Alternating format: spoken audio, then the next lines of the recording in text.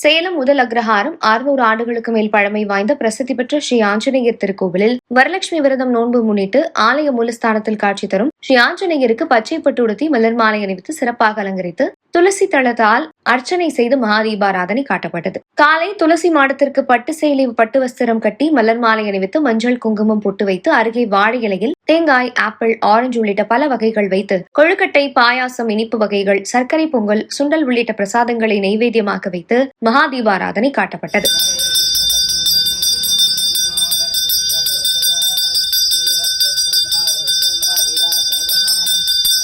ஏராளமான பக்தர்கள் கலந்து கொண்டு தரிசனம் செய்தனர். கலந்து கொண்ட பக்தர்களுக்கு விபூதி குங்கும பிரசாதத்துடன் அன்னப்பிரசாதம் வழங்கப்பட்டது. மேலும் ஆலயத்திற்கு வருகை புரிந்த பக்தர்களுக்கு கண்ணாடி வளையில் திருமாங்கல்ய கயிறு, மஞ்சள் குங்குமம் பிரசாதமாக வழங்கப்பட்டது. பின் ஒருவருக்கொருவர் மஞ்சள் குங்குமம் போட்டு வைத்துக் கொண்டு சிறப்பு வழிபாடு செய்தனர்.